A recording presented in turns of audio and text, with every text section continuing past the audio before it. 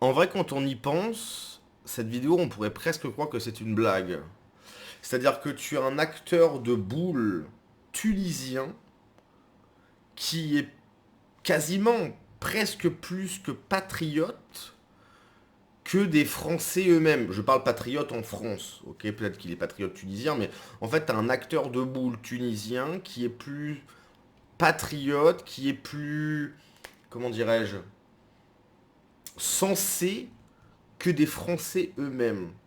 C'est-à-dire que t'as un mec totalement extérieur à la société française, à la communauté française, qui fait des films de boules. Et bah ce mec-là, dans ses propos, est plus sensé que des mecs qui ont pu faire des études, je sais pas quoi, mais qui sont des gauchistes, donc des malades mentaux. Je rappelle qu'un gauchiste est un malade mental. C'est pour te dire à quel point le niveau des gens de gauche est une catastrophe. Je répète, un acteur de boule. Alors, je le connais pas, on se croisera jamais. Son taf, c'est pas, voilà. Je suis totalement contre le porno, etc. Il y a aucun problème. Mais t'as un mec totalement extérieur de ça qui a des propos plus sensés que des gens de gauche. Imagine le niveau de ces gens. Et ces gens qui viennent te dire, oui, j'ai fait des études, je connais mieux que toi, etc.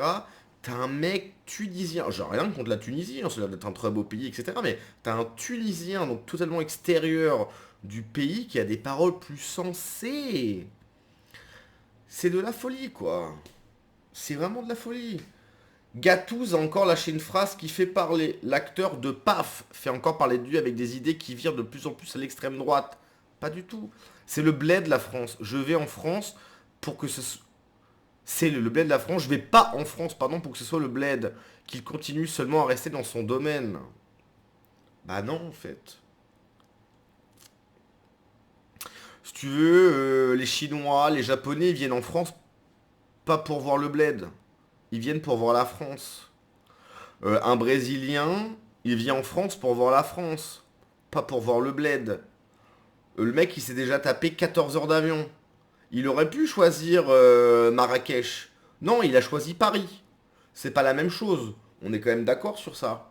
Donc quand il arrive à Paris et qu'il voit Marrakech, il est un peu déçu si tu veux. En plus, les prix sont plus chers, etc. Donc,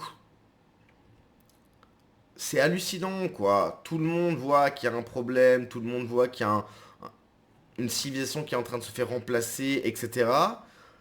Et t'as des acteurs de boule. Alors je suis pas en train de dire le cliché de l'acteur de boule qui est un teubé, qui pense avec son sgeg.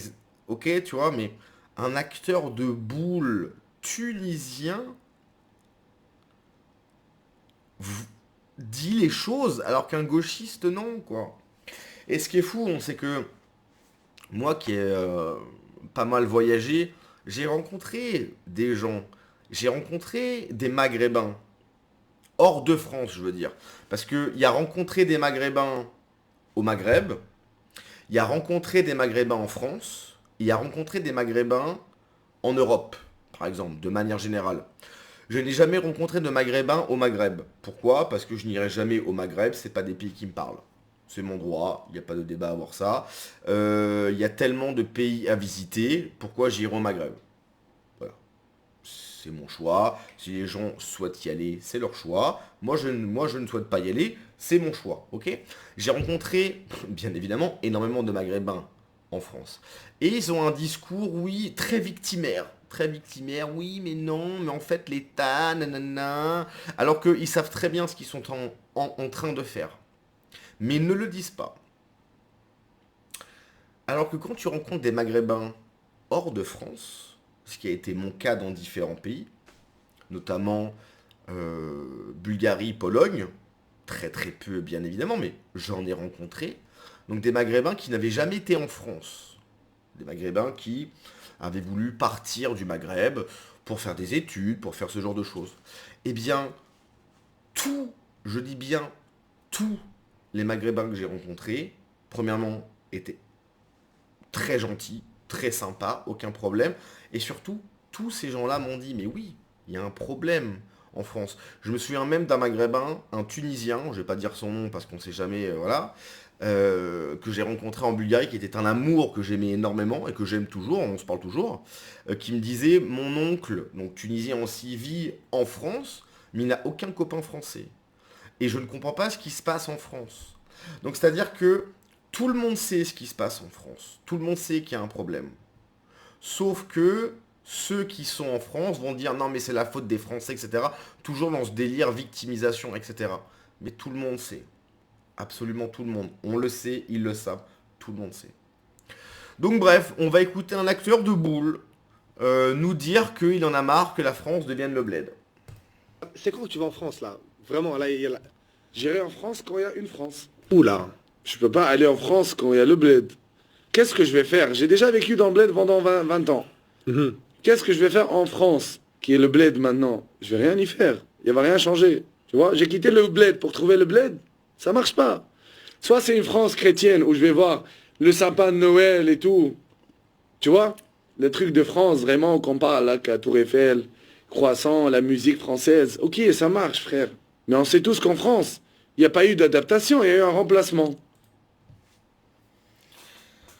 Est-ce que vous vous rendez compte qu'un acteur de boule tunisien, et vraiment, je regarde pas ces vidéos, hein, je connais pas le gars.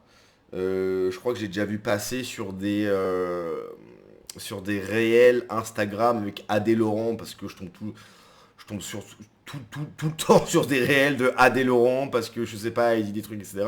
Et je l'ai vu passer, tu vois. Mais est-ce que tu te rends compte que un acteur de boule tunisien, eh bien son discours, qui est un discours, voilà. Toi, moi, si je vais, je sais pas, si je vais au Japon, tu vois, j'ai pas envie de voir de Français au Japon, quoi. Et je suis français, hein. J'ai pas envie de voir de Français au Japon. Je vais au Japon, je veux voir des Japonais. Je vais au Brésil, je veux voir des Brésiliens. Je vais, bon, je vais pas faire tous les pays, mais je vais en Suède, je vais voir des Suédois. Je vais pas en Suède pour voir le bled. Et ben les mecs, ils viennent pas en France pour voir le bled. Et c'est logique. Le mec a dit, j'ai passé 20 ans de ma vie, donc j'imagine de sa naissance à ses 20 ans au bled. Il n'a pas envie de venir en France, donc se taper 2 heures d'avion pour se retrouver au bled. Il a envie de voir le sapin, etc. Et c'est logique en fait. C'est logique. C'est quand même dingue de dire que ce discours, il y a un problème. C'est-à-dire que on est arrivé à un point où dire une vérité, et bah, il y a quelque chose de, tu vois, ça serait un peu xénophobe, ça serait un peu... Mais c'est dingue de dire ça. C'est dingue. En fait, on est maintenu par une forme de... on ne peut rien dire. Si on dit quelque chose, on est tout de suite pointé du doigt. En fait, c'est hallucinant. On n'a même pas le droit de décrire la réalité. On n'a même pas le droit de décrire ce que l'on voit, ce que l'on pense. Pays des droits de l'homme. Mon cul, quoi. La liberté d'expression. Qu'est-ce que tu me racontes? C'est hallucinant, hallucinant.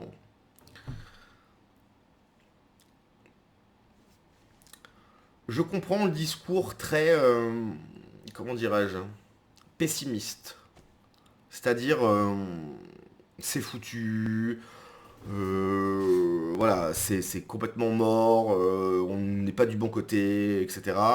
Je suis pas du tout d'accord avec ce discours-là, dans le sens où je rappelle que l'Espagne a été colonisée pendant 7 siècles, hein, parce que la colonisation, c'est pas que les Blancs, hein, c'est les Blancs, mais c'est pas que les Blancs, c'est l'Empire Ottoman, donc les Turcs, c'est les Arabes qui ont colonisé l'Espagne pendant 7 siècles, etc. Bref, c'est les Japonais qui ont colonisé la Corée, etc. Bref, on va pas tout faire. Euh, donc c'est jamais fini. Mais ce qui est pénible à vivre au jour le jour, c'est euh, le fait d'être dénigré, pointé du doigt pour simplement décrire une réalité. Une réalité, je dis bien une réalité parce que peut-être que je me trompe, hein, peut-être que c'est moi qui raconte n'importe quoi, donc je prends des pincettes. Je pense ne pas me tromper. Mais dire que maintenant, actuellement, on n'est plus en France et d'être targué de tous les mots pour dire une réalité, c'est dingue en fait.